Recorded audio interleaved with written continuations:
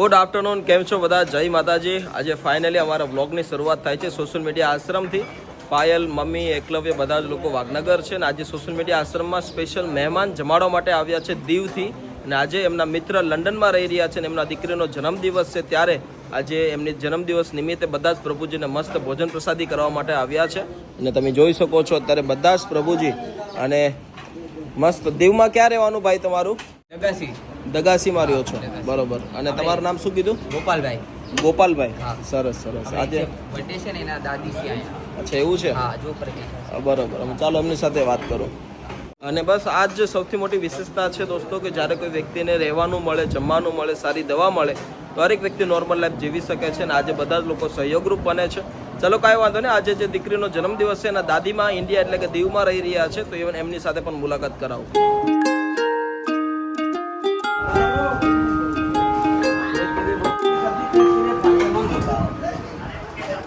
भिंडी की सब्जी पेट के लिए फायदेमंद होता है। तो कितनी बार लिया आपने? एक बार, बस एक बार की थाली खाता हूँ, एक ही बार लेते हो? दोबारा कभी नहीं। क्यों? कोई मना करता है? नहीं, तो पोपट भाई की थाली में पेट भर जाता है, अच्छा. दोबारा करने की जरूरत नहीं पड़ती। नेल्सन मंडेला जी, इधर इधर इधर. भाई 32 ठंडी गली चला रहा है और बहुत लोगों को काफी हद तक मतलब 362 तक तो पहुंच गए। उससे आगे मेरे साथ बात करो. तुमसे बात कर रहा हूँ कि तुम्हारी टिकट फट जाएगी, ये सब मत करो, क्यों मत करे? पीछे से आ जाएगा। તમારી પોતરીનો જન્મદિવસ છે? દીકરા ને દીકરીનો, બરોબર. કેવું લાગ્યું તમને અહીંયા? આનંદ થયો અહીં આવીને. અલગ વાતાવરણ જોવા મળ્યું ને? સરસ. તમારી દીકરીને ભગવાન ખૂબ તંદુરસ્તી આપે. બાકી આવતા રહેજો ભાઈ. હા, તમને કેવું લાગ્યું? બસ મજા આવી બહુ. એમ લોકોને જોઈને બહુ આનંદ આવ્યો કે તમે એટલું સરસ કામ કરો છો ને આમ ખાલી આવીને એમ સેવા થયું કરે કે તો નહીં. બહુ કહેવાય. હવે નહીં, નહીં. માણસ ઘરમાં હોય તો હાસવી શીખતા નથી ને 80 જણાને તમે નહીં, પણ પ્રભુજીને ભગવાન સાચવે છે અને અમે તો માત્ર નિમિત્ત માત્ર છીએ. અને તમે તમારા જેવા લોકો અહીં સુધી પહોંચે છે એટલે અમને ખૂબ સપોર્ટ મળતો હોય છે. Thank you so much. તમારો કિંમતી સમય લઈને બધા આવ્યા તમે, અને તમારા મિત્રને પણ ખૂબ ખૂબ ધન્યવાદ. Thank you sir. Thank you માડી. બસ આશીર્વાદ આપજો અમને. Thank you. તો ચાલો દોસ્તો, મસ્ત ભોજન પ્રસાદી બધા લોકોએ લઈ લીધી છે અને હવે 1:30 વાગી ગયો છે અને ખૂબ એટલે ખૂબ તડકો પડી રહ્યો છે. ઠીક છે, ભગવાન અત્યારે મસ્ત અંદર આરામ કરે છે અને બધા જ લોકો અત્યારે ભાવથી બધાને જમાડવા આવ્યા. ખૂબ આનંદની વાત છે. તમે પણ આવી શકો છો અહીંયા, પોતાની જાતે બનાવેલી વસ્તુ પણ ખવડાવી શકો છો અને તમે પણ બધાને પ્રસાદી આપી શકો છો. Thank you. એમની ડિટેલ્સ હું તમને સ્ક્રીન ઉપર આપું છું. ચાલો હવે મસ્ત તમને આગળ બતાવીએ. તો દોસ્તો, आज सोशल मीडिया आश्रम में मस्त कबाट आ चुका है. विजय भाई, કેમ છે કબાટ? ખોલો તો, તમારી હાથે મુહૂર્ત કરો તો. આમ આમ ખોલો, કદાચ ખુલ્લું જશે. એ રહેવા દો, આમ આમ ખોલો. અરે વાહ. આમાં શું મૂકવાનું છે વિજયભાઈ આપણે? હે? લુગડા મૂકવાસ? વાહ, અમારા વિજયભાઈના લુગડા છે બહુ બધા. અને દોસ્તો, લુગડા ઉપર એક વાત યાદ આવી ગઈ, તો પ્રભુજીના ટ્રેક પેન્ટ અને જે પણ કાંઈ એમના ચડ્ડા વગેરે છે બહુ એટલે બહુ જરૂર છે. કોઈ પણ વ્યક્તિ ટ્રેક પેન્ટ માટે કે કાંઈ પણ જાણકાર હોય અને કોઈ એવું હોય તો ચોક્કસથી અમને કહેજો. આજે ખૂબ જરૂરિયાત છે આશ્રમની અંદર. અને આજે આશ્રમમાં 2 કબાટ, અમારા એક દાતાશ્રી છે જેમને 2 કબાટની સપ્રેમ ભેટ મોકલેલી છે. એમનું નામ બતાવવાની ના પાડી છે, પણ આજે એમના સહયોગથી, એમના પરિવારના સપોર્ટથી આજે 2 કબાટ કે જે ફાઇલ મૂકવા માટે, દવા મૂકવા માટે, કપડાં મૂકવા માટે બધી રીતે ઉપયોગી બનશે. ચાલો કાંઈ વાંધો નહીં. આગળ જતાં પણ ઘણા બધા ફર્નિચરની અમારે જરૂર પડવાની છે, તો તમે કોઈ વ્યક્તિના જાણકાર હો તો પણ અમને જાણ કરજો. અત્યારે મસ્ત ચાયનો ટાઈમ થઈ ગયો છે બધા પ્રભુજીનો. બરાબર ને સાહેબ? ડબલ MBA બરાબર છે ને? ચાલો દોસ્તો, વાઘનગર પહોંચી ગયા છીએ અને અત્યારે મમ્મી, પાયલ ને બધા અને મારા મોટા મમ્મી અમે વિચારી રહ્યા છીએ કે અહીં અમારા નારાયણદાસ બાપુનો આશ્રમ છે સથરા, જો કે ત્યાં જવાનો પ્લાનિંગ બની રહ્યો છે. હવે જાય ન જાય બધાના મૂડ ઉપર આધાર રાખે, પણ તમારા મોટા મમ્મી કંઈક વિચારી રહ્યા છે. કાંઈ બેટા વિચારી નથી રહ્યા. જો આપવા રાતમાં આવ્યું તો બેટા ખબર થઈ તો અત્યારે ક્યાં પ્લાનિંગ છે આપણું? તો પથરા જવાનો પ્લાન છે કે તારા બાપાના દર્શન કરી આવી. શું માધ્યમ છે હથરાનું મોટીમાં, તમને કઈ યાદ છે? કાઠી બાપુ હતા, તપ કર્યો પછી અત્યારે તો શાક પહોંચાય છે.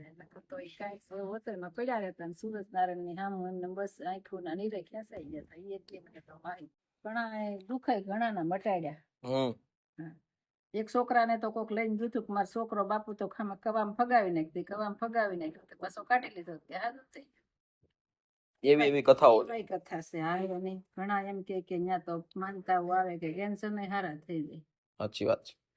તો અમારે વાઘનાગરથી સતરા છે ને માત્ર 4-5 કિલોમીટર જ થાય છે. અને અમે જયારે નાના હતા ને ત્યારે ચાલીને જતા હતા.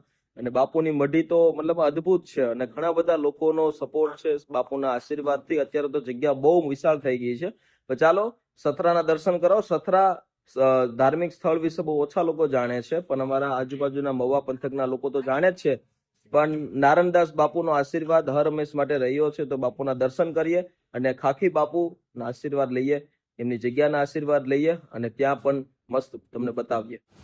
જય શ્રી કૃષ્ણ. જય શ્રી કૃષ્ણ. જય માતાજી. કેમ આજ મોઢું પડી ગયેલું છે? છેલ્લે જવા ટાઈમે બધાની તબિયત થોડીક શરદી હતી, દવા પીધી તો એના લીધે થોડાક આમ અણશક્તિ આવી ગઈ. અમારા હથરા અમારા વાઘના ગેલી કંઈક 5 કિલોમીટર થાય. 4 કિલોમીટર. 4 કિલોમીટર. હા તે હાલો હવે પછી બોલશું ના જઈને હાલ. દેજો મોઢા. ચાલો બસ નીકળીએ. હા જય માતાજી. જય માતાજી.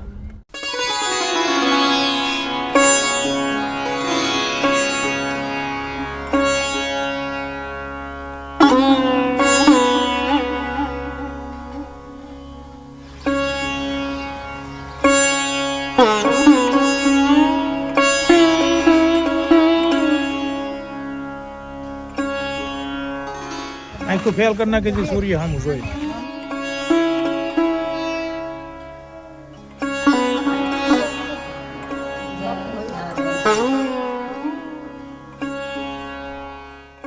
हाँ वो તમને જોયા હતા.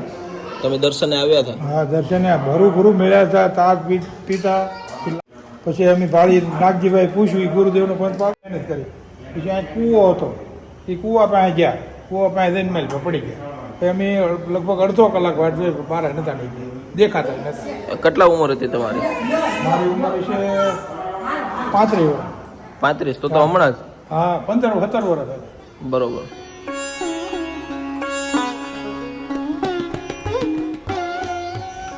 માલણમાં બાપુ નીકળ્યા છે તો આ ગાડી લેટ અહીંયા બહુ પબ્લિક હતી. ત્યાં નાવા પીડ્યા, પછી બધા વાડરો થાકી જાય પણ નીકળ્યા નતા. અમારી નજર આમ માલણ નદી આપણે નીકળી. હા મવા કે એવડા છોકરાને એક બે નવડી લઈને આવી બાપુને વાહે કે બાપુ મારો છોકરો જોવો તો કેમ આમ થઈ ગયો. તે બાપુ કે હાલે તાર છોકરાને આ કવામ નાખ દે. છોકરાને કવામ નાખ દે એમ કહી તો આપણને આ ઢીલું પડે તો ગોટે નહીં. એમાં કવામ નાખવાનું કીધું હોય તો કેટલી એમાં જીગર જવે.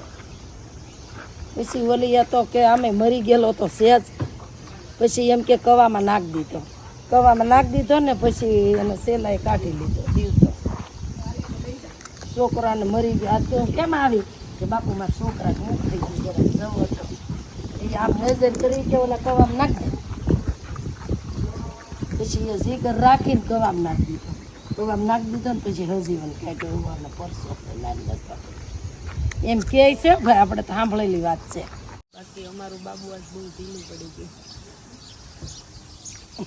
એટલે તો અમે બધા એટલા આવું જમવા હતા ઓલે પણ દ્વારકા આમ જાણે ઠેકડા મારતા હતા.